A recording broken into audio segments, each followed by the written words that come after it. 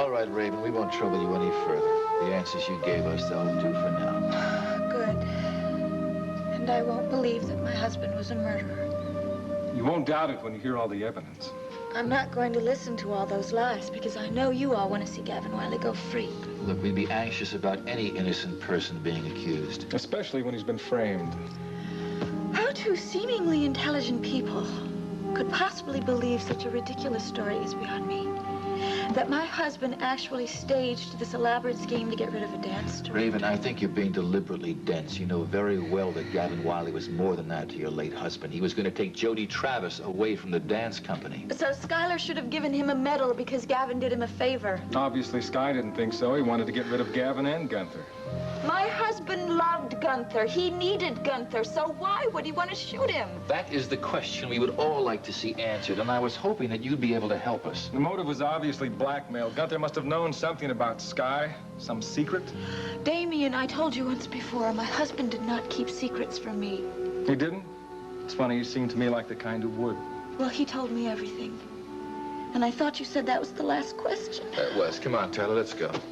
You know, we still haven't talked about the third victim, Bobby Gerard. Oh, what? That's really too bad we don't have that shoe you found. Look, I told you I'm not really sure that it was Bobby Gerard's. Well, Raven, the description you gave us jives perfectly with the missing shoe. I don't think there's any doubt about it. Now, the fact that your husband burned it has some significance, doesn't it? No. You know, Raven, this loyalty of yours is really commendable, but don't you realize that husband of yours was a cold-blooded killer? Oh, forget it. Doesn't matter, he's dead anyway. Well, we still would like to have all of our facts in order. You know, you probably could have identified the shoe from the ashes. Who cleaned out this fireplace anyway? I cleaned the fireplace, Detective.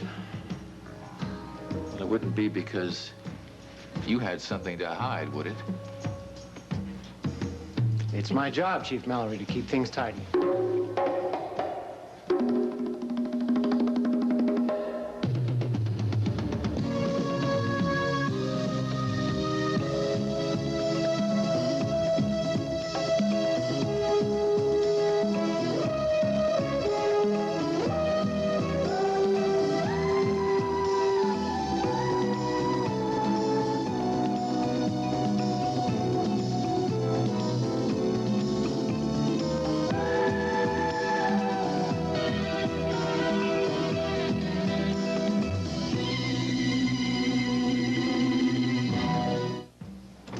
I cut my vacation short just as soon as I heard the news, Mrs. Whitney. I'm very, very sorry.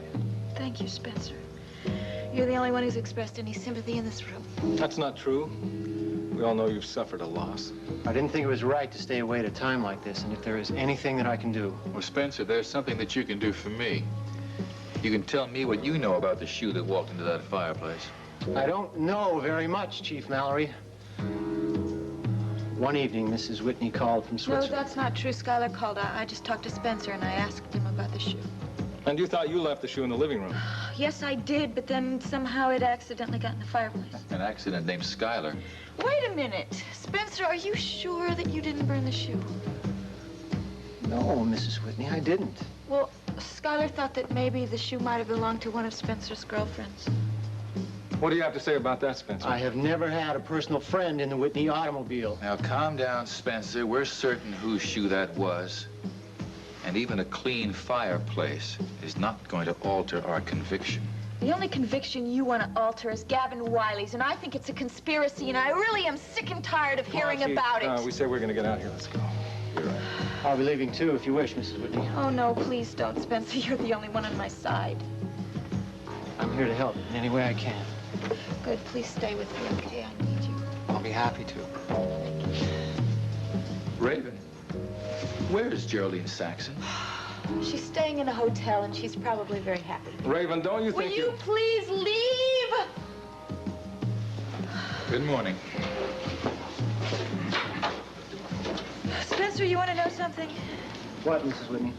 All day long, I've been answering questions and getting sympathy cards from all Sky's businesses, and what I really would like to do is eat something. Is there something in particular you want? Yeah? A milkshake? I'll take care of it. Thank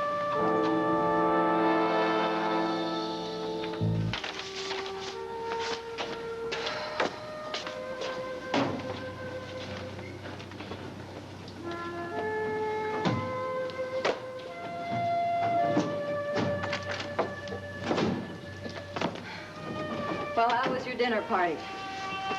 It was fine, thank you. How'd she look? I assume you mean Miss Avery? She looked great. In fact, a bit more radiant than usual, but that's to be expected, isn't it? Because of her engagement? I know that's supposed to be true of brides and brides-to-be. I wonder if it really is in this case. Why not in this case, Nora? I don't know. I was just sort of surprised when I heard about this engagement. Oh, really? Why?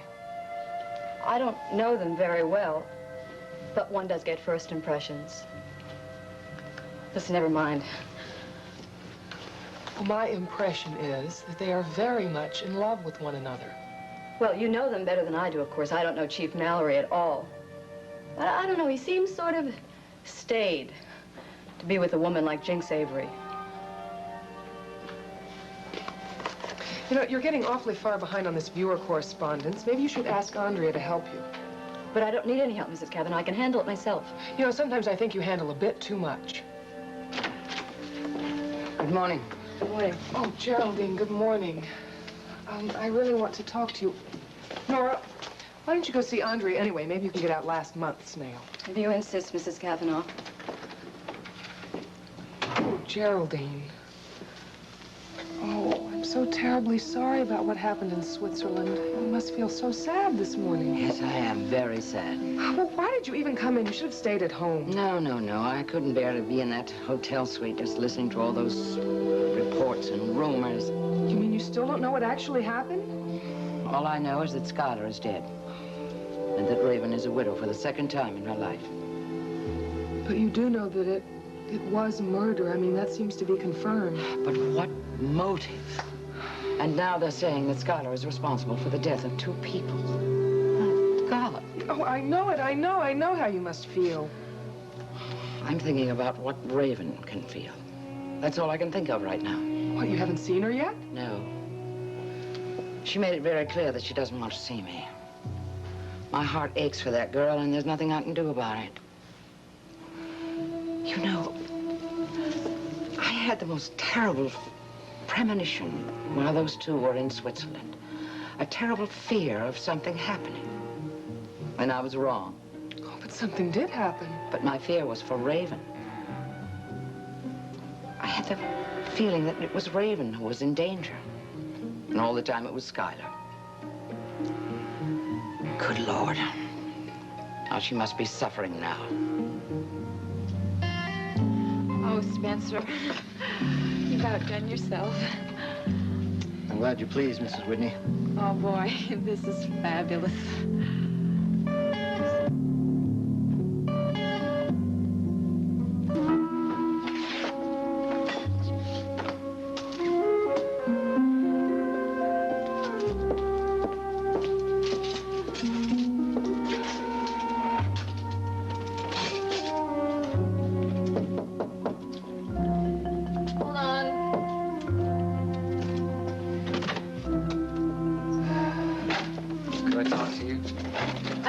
This morning, Jim.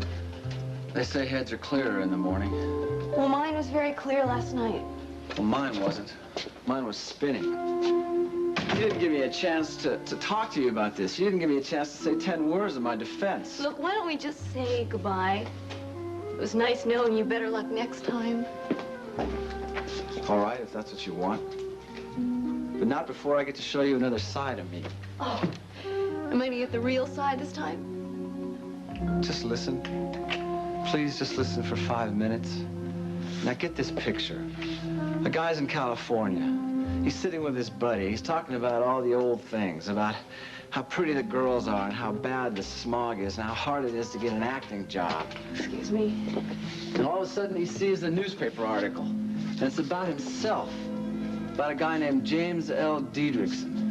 This guy was a Marine like he was. This guy was in the Veterans Hospital like he was. His interests were music, poetry, theater, just like his were. Come on, Val. What would you do? I wouldn't lie to people about it. Wouldn't you be interested? Wouldn't you be concerned? I wouldn't go all the way to Switzerland. That was a trip I promised myself 2 years ago. Oh, come on, Jim.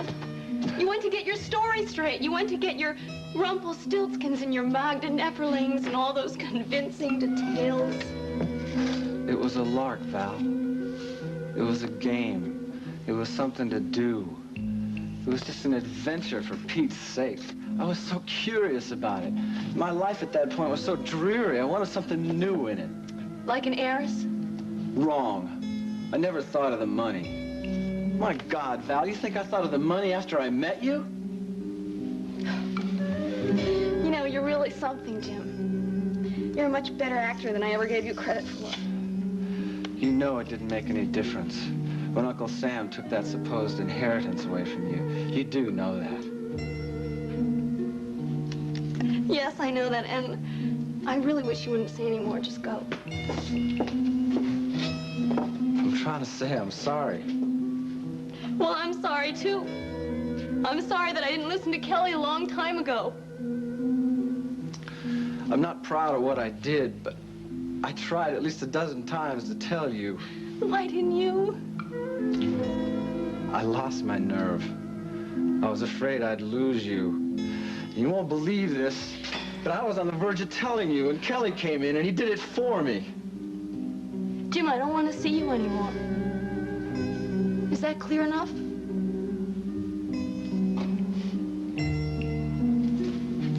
Yeah.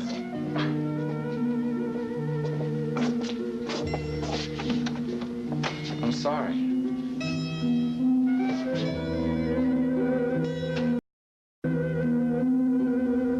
That's it for our Mr. John Doe, I guess. Death caused by hypothermia and alcohol poisoning. Thanks for coming in. Such short notice. Awful lot of cases at the morgue last night. Must have been a full moon or something. Bad vibes through the whole city. Or something. Even good friends can be affected. Look, Derek, I'm very sorry. Last night was not the time to give you unsolicited advice about marriage. You were there to celebrate the whole idea. That's right, I was. It's okay, forget about it. I'm sure you meant well. I'm sorry I reacted so strongly. No, listen. I shouldn't have opened my mouth. You had every right to tell me I was out of line. I just had no other way to react. I love Jinx very much. Maybe you don't know that. Any suggestion to delay or put it off, give her a chance, maybe she'll change her mind. I don't think she'll do that. Well, I'm not taking any chances on that. I've never felt this way before about a woman. I've never felt this way before about anything. Maybe this sounds corny. I don't care, but Jinx has been a rebirth for me. Well, I know that kind of thing happens, yeah. I'm sure you're just trying to lay some kind of common sense down in front of me, but I got no doubts. Well, hello. I hope I'm interrupting something. How you doing, sweetheart? Good. Fine. No, you're not interrupting. We finished our business. Oh, great. Then both of you can look at something. Nancy and I just went shopping, and will you believe the very first dress I saw looked absolutely perfect on me? This is the dress, is it? The one and only. Oh. Yeah, okay. Look, I'm sorry, there's a problem. What's that? I'm due down in a lineup immediately. I've got to go. Oh, well, this will just take a few minutes. Sorry, honey, I don't have a few minutes. It looks real nice, but I'll give you my seal of approval later. Oh, well, all right. If you'd rather look at criminals, that's your privilege. No, I'd rather look at you. I'll look at you later. But talk to Miles. He's a married man. He knows more about dresses than I do. Do you, Miles? No. Looks very pretty. Ah, so you approve? Of course I approve. The only thing you don't approve of is my marrying Derek, right? Jinx, I never said that. Well, that's the way you feel. You and Nicole both. I mean, I could feel that disapproval last night at dinner. You both wanted to blurt out some kind of warning to your friend Derek. That's never gonna happen. No, it's not. Because I already have the dress. Nothing is going to stop this wedding. I'm the bride. See, Miles? I'm the bride. I think I can get Joey to talk about those friends of his, the ones who really did the dirty work. I just have to convince him that he's not ratting on them, they ratted on him. Are you listening to me? I'm, looking at you. Isn't that good enough? Keep this up, and I will report you to your superior officer. Oh, well, just make sure you tell him how crazy I am about you. Calvin, I'm trying to talk business. Okay, I'm sorry. Look, if you can get your client to talk, that's great, but I cannot promise any immunity, Didi. That is up to the DA. I just wanted your professional opinion.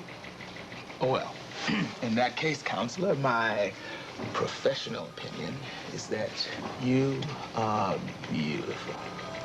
And my question for the day is, when can I see you? And I don't mean in a crowd of people either.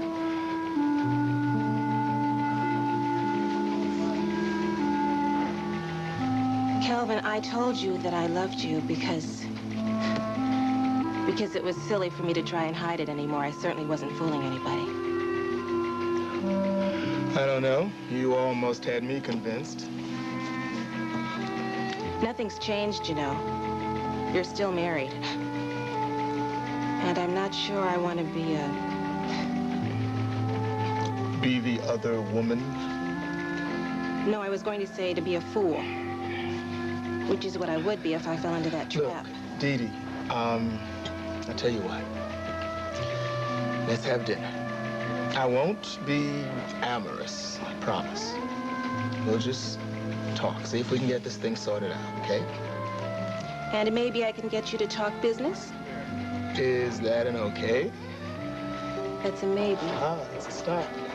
Hey, well, look at this. The conquering hero returns. How you doing, Calvin? Welcome home. Good to see you. I've been hearing all about your ski trip. Your partner was worried about you. Yeah, glad to see you got back in one piece. Well. I think it's time for me to go. Oh, don't be in a hurry to leave, Didi. I have to leave pretty soon anyway. The chief wants me to do a little physical therapy on my ankle. You know, you've been racking up those injuries like you're bucking for a Purple Heart. Oh, it wasn't bad. Look, I have to go anyway, but it is nice to see you back. Thank you. Oh, Didi, I'll call you later. Okay, so let's hear it, man. I'm dying for all the details. Well, it's a long story, but one fact is certain. Skylar Whitney was guilty as hell. Unfortunately, well, he's dead, and we don't know who the executioner was. Yeah, well, we'll find that out before too long. Yeah. And, Calvin, there's something else I'd like to tell you. I discovered something else in my journey. Yeah, what's that? Well, I think I solved the puzzle of Jefferson Brown. The man who framed your father. Right. Raven seems convinced that Jefferson Brown died in Switzerland. And I guess I believe her. So, I'm calling off the hunt. When word gets around about Skylar, all the police and all the reporters are going to be at the funeral, so I'm going to need all the help and protection I can get. I'll help all I can, Mrs. Whitney. Good. For your extra work, I'll even give you an increase in salary. Whatever you make now, I'll give you $10 a week more. That's generous, thank you. I'm just kidding. If we need some more servants, I'll hire some more, and you can help me, okay? You know, you do seem a bit fatigued. May I suggest that you go upstairs and lie down for a while? I think I probably should do that, but I don't think my bed is made. I'll see to that.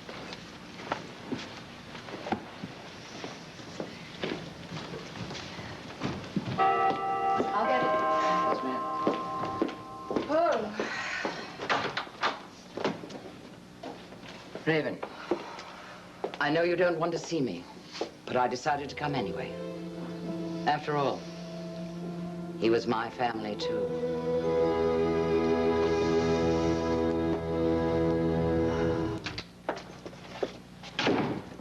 I've taken care of the mail. I didn't need any help. Oh, well, that's wonderful. I'm glad. Listen, I'm sorry if I said anything wrong about Chief Mallory and his fiancée. I'm sure I'm wrong about the two of them. I mean, who's to say who's right for each other, right? Yes, that's right. There's still some mystery to mating. There's no doubt about that. So when's the wedding? It's Saturday, I believe. Well, maybe I can help. I mean, my weekends go so slowly. Maybe I can come over and babysit. No, really, it's their wedding, not ours, Nora, so we won't need any help. Thank you. Well, I just have a funny feeling about the whole thing. Oh, really? In what way? I know you don't want me to talk about You're this. right. So go ahead, tell me, what's this funny feeling you have? I don't think there's going to be a wedding. Why do you say that? I don't think Jinx Avery intends to marry Chief Mallory at all. I have this notion that she's really acting out of spite. Oh, what? Where on earth did you get such an idea? All right, I'm sorry. I told you I don't believe one of the rumors about your husband. Now, wait, just... I don't believe he cares 2 cents about that woman. But she really cares about him, and I think she's capable of anything, including pretending that she's marrying someone, hoping that your husband will be jealous. Just stop that right this minute. All right, you can fire me. I am not going to hide the truth anymore. I'm going to say what I feel. Will you just shut up? You have no idea what you're talking about, you stupid woman. It's all right. I knew you'd be angry. I knew that you'd throw me out. But I care too much about you. Nora. Please, please, do you know what they are doing right now in your eyes? Jinx Avery! Nora, Jinx Avery is dying! What did you say? I said that Jinx Avery is dying! Do you think that she has time to worry about all this nonsense you're talking about?